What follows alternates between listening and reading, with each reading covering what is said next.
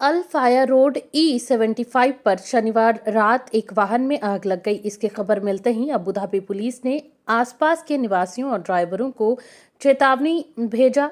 Authority ने motor चालकों से अबू धाबी और दुबई की सीमा से लगे अल फाया रोड से वाहन चलाते समय सावधानी बरतने का आग्रह किया। यह घटना रात 10 से 10:30 बजे के बीच की है। आग की सूचना मिलते ही पुलिस तुरंत दुर्घटना स्थल पर पहुंच गई। अल फाया सी शुएब E75 road Dubai, Abu Dhabi और अल ऐन में यात्रा करने वाले ट्रकों द्वारा उपयोग की जाने वाली मुख्य सड़कों में से एक है। अबू धाबी के सुबहान रोड पर स्पीड लिमिट को अपडेट किया गया है। अगर आप इस रास्ते से आते जाते हैं तो आपको स्पीड लिमिट की खबर अवश्य होनी चाहिए। मीडिया रिपोर्ट्स के अनुसार सुबहान रोड पर 4 जून यानी आज से ही स्पीड लिमिट में बदलाव किया गया है। कहा गया है कि स्पीड लिमिट को 140 किलोमीटर पर आवर से 120 किलोमीटर पर आवर कर दिया जा रहा है।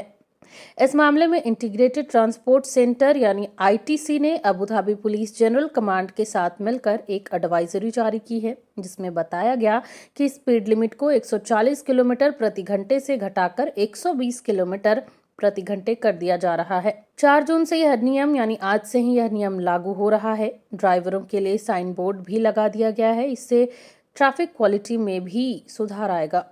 याद दिला दें कि स्पीडिंग एक गंभीर यातायात अपराध है। इसके लिए 300 दिरहम से 3000 दिरहम तक के जुर्माने का प्रावधान है। इस बात पर यह निर्भर करता है कि मोटरिस्ट स्पीड लिमिट से कितनी तेजी से आगे बढ़ता है। संयुक्त अरब अमीरात के उपराष्ट्रपति और प्रधानमंत्री और दुबई के शासक महामहिम शेख मोहम्मद बिन राशिद अल मक्तूम ने भारत के लोगों के प्रति अपनी गहरी संवेदना व्यक्त की। महामहिम ने शनिवार को एक ट्विटर पर पोस्ट करते हुए कहा कि मैं दुखद ट्रेन दुर्घटना के मद्देनजर भारत के लोगों के प्रति अपनी गहरी संवेदना व्यक्त करना चाहता हूँ। हमारे दिल उन परिवारों के साथ है जिन्होंने अपनों को खोया है और घायल हुए हैं। यूएई इस कठिन समय में भारत के साथ एकजुटता से खड़ा है और हमारी प्रार्थनाएं आपके साथ हैं। राष्ट्रपति महामहिम शेख मोहम्मद बिन जायद अल नाह्यान ने ओडिशा के बालासोर शहर में हुई ट्रेन दुर्घटना के पीड़ितों और सैकड़ों लोगों की मृत्यु के लिए भारत के राष्ट्रपति द्रौपदी मुर्मू को शोक संदेश भी भेजा है और सभी घायलों के शीघ्र स्वस्थ होने की कामना की है। यदि आपका अपना बिजनेस है या एक एंटरप्रेन्योर हैं जो नए कर्मचारियों को नियुक्त करने की योजना बना रहे हैं, तो ऐसी कुछ शर्तें हैं जिन्हें आपको किसी ऐसे व्यक्ति को नियुक्त करते समय ध्यान में रखना होगा जो वर्तमान में संयुक्त अरब अमीरात यानी यूएई में नहीं है। ह्यूमन रिसोर्सेज एंड एडमिनिस्ट्रेशन द्वारा मंगलवार 30 मई को एक ऑनलाइन पोस्ट के अनुसार संयुक्त अरब अमीरात में प्रत्येक कंपनी को वर्क परमिट प्राप्त करने के लिए 7 रिक्वायरमेंट्स का पालन करना होगा। यूएई में वर्क परमिट जारी करने के 7 नियम कुछ इस प्रकार से हैं। MOHRE के अनुसार यहाँ कुछ शर्तें हैं जिनका प्रत्येक एम्प्लॉयर को पालन करना चाहिए। पहला है, प्रतिष्ठान में इलेक्ट्रॉनिक परमिट उपलब्ध होने चाहिए। दूसरा, मिनिमम एज रिक्वायरमेंट 18 वर्ष है। तीसरा, आवेदन को स्पेशलाइज्ड प्रोफेशंस के लिए रिक्वायरमेंट्स को पूरा करना चाहिए। वर्क परमिट आवेदन के लिए डिफरेंट कैटेगरीज के डिफरेंट फॉर्मेलिटीज हैं। स्किल्ड कैटेगरीज के लिए नियोक्ताओं यानी एम्प्लॉयर्स को आवेदन किए गए पेशे के अनुसार एजुकेशन सर्टिफिकेट पत्र प्रदान करना चाहिए। चौथा है, कर्मचारी का प्रोफेशन प्रतिष्ठान की गतिविधि से मैच करना चाहिए। पांचवा, प्रतिष्ठान के पास वैध लाइसेंस होना चाहिए। छठा, प्रतिष्ठान के ऑथराइज्ड रिप्रेजेंटेटिव द्वारा प्रस्तुत किया जाना चाहिए। वहीं आखिरी है, भर्ती किए गए कर्मचारियों के लिए कोई मौजूदा एक्टिव वर्क परमिट नहीं होना चाहिए। वर्क परमिट जारी करने और रिन्यूअल करने की कॉस्ट 250 दिरहम से 3450 दिरहम तक होती है, क्योंकि यह कंपनी के वर्गीकरण A, B या C पर निर्भर करती है। यूएई में बिना वर्क परमिट के काम करना गैर कानूनी है। यूएई के लेबर लॉ के आर्टिकल 6 के अनुसार श्रमिक भर्ती और रोजगार के संबंध में किसी व्यक्ति के लिए ministry of human resource and administration यानी MOHRE द्वारा निर्धारित प्रक्रियाओं के अनुसार जारी किए गए वैलिड वर्क परमिट के बिना यूएई में काम करना इलीगल है। यदि कोई एम्प्लॉयर आवश्यक कार्य परमिट के बिना किसी कर्मचारी को नियोजित करता पाया जाता है तो श्रम कानून के आर्टिकल 60 के अनुसार 2 लाख दिरहम तक का जुर्माना लगाया जा सकता है।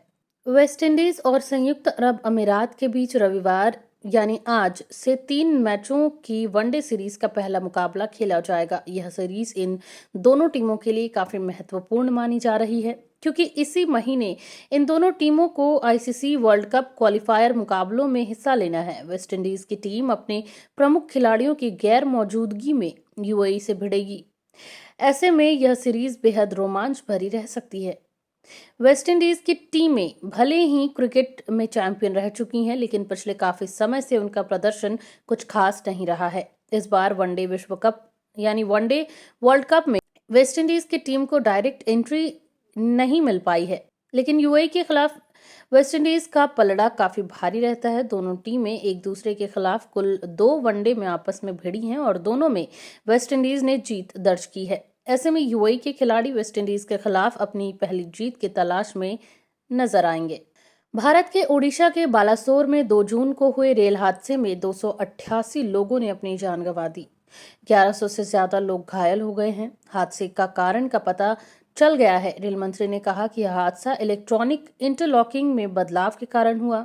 हमने जिम्मेदारों की भी पहचान कर ली है। इलेक्ट्रॉनिक इंटरलॉकिंग सिस्टम वह होता है जिसमें ट्रेन का ट्रैक तय किया जाता है।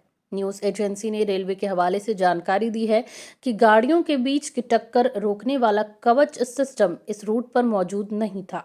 हालांकि रेल मंत्री ने कहा कि हादसे का इससे लेना देना नहीं है। रेल मंत्री ने बताया कि हमारा फोकस अभी मरम्मत पर है। ट्रैक को आज ही क्लियर कर दिया जाएगा। मरम्मत का काम हम बुधवार तक पूरा कर लेंगे और ट्रेन चलनी शुरू हो जाएंगी। प्रधानमंत्री नरेंद्र मोदी शनिवार शाम करीब 4 बजे घटनास्थल पहुंचे। वे अस्पताल में घायलों से भी मिले। उन्होंने कहा कि दुर्घटना का जो भी दोषी है उसे बख्शा नहीं जाएगा। हम इस घटना से सबक लेंगे और व्यवस्था को सुधारेंगे। अमेरिकी राष्ट्रपति जो बाइडेन ने इस हादसे को लेकर शोक जताया है। व्हाइट हाउस से प्रेस रिलीज जारी कर कहा गया कि हमारी संवेदनाएं हादसे के पीड़ितों के साथ हैं। इसके अलावा कई देशों के नेताओं ने इस दुर्घटना पर अपनी संवेदना व्यक्त की है। सऊदी अरब के दूतावास ने भी संवेदनाएं प्रकट की हैं।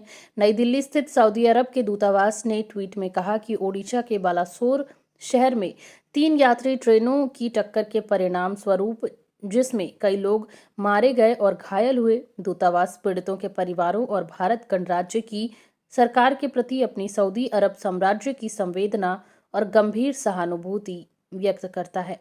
रूसी राष्ट्रपति व्लादिमीर पुतिन ने ओडिशा ट्रेन दुर्घटना में लोगों की मौत पर दुख व्यक्त किया। उन्होंने ओडिशा में ट्रेन हादसे पर प्रधानमंत्री नरेंद्र मोदी और राष्ट्रपति द्रौपदी मुर्मू के प्रति संवेदना व्यक्त की। पुतिन ने ट्रेन हादसे में घायल हुए लोगों के शीघ्र स्वस्थ होने की कामना की। क्रेमलिन द्वारा जारी बयान के अनुसार व्लादिमीर पुतिन ने भारतीय राज्य ओडिशा में घातक ट्रेन दुर्घटना पर भारत की राष्ट्रपति द्रौपदी मुर्मू और प्रधानमंत्री नरेंद्र मोदी को अपनी संवेदना भेजी। बयान में कहा गया है कि हम इस दुखद दुर्घटना में अपने प्रियजनों को खोने वालों के दुख को साझा करते हैं और घायलों के शीघ्र स्वस्थ होने की कामना करते हैं। जापानी पीएम फूमियो किशिदा ने शनिवार को कहा कि वह ओडिशा में ट्रेन दुर्घटना में जानमाल के नुकसान पर दुखी हैं और घायल हुए लोगों के शीघ्र स्वस्थ होने की कामना करते हैं। उन्होंने ट्रेन हादसे के बाद प्रधानमंत्री नरेंद्र मोदी के प्रति संवेदना व्यक्त की। पाकिस्तान के प्रधानमंत्री शहबाज शरीफ ने भी शनिवार को ओडिशा में ट्रेन दुर्घटना में लोगों की मौत पर दुख व्यक्त किया, जिसमें 261 लोगों की जान चली गई थी। उन्होंने रेल हादसे में मारे गए लोगों के परिवारों के प्रति संवेदना व्यक्त की। तिब्बती धर्मगुरु दलाई लामा ने भी शनिवार को ओडिशा ट्रेन हादसे में लोगों की मौत पर शोक जताया। ओडिशा के मुख्यमंत्री नवीन पटनायक को लिखे पत्र में उन्होंने कहा कि मैं उन परिवारों के प्रति अपनी संवेदना व्यक्त करता हूं जिन्होंने अपने प्रियजनों को खोया है और उन सभी के लिए प्रार्थना करता हूं जो इस त्रासदी में घायल हुए हैं और प्रभावित हुए हैं।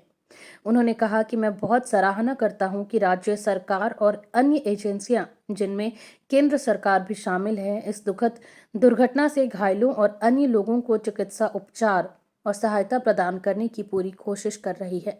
ओडिशा के लोगों के साथ एकजुटता के प्रतीक के रूप में दलाई लामा ट्रस्ट चिकित्सा उपचार के साथ साथ राहत और बचाव प्रयासों के लिए भी दान कर रहा है।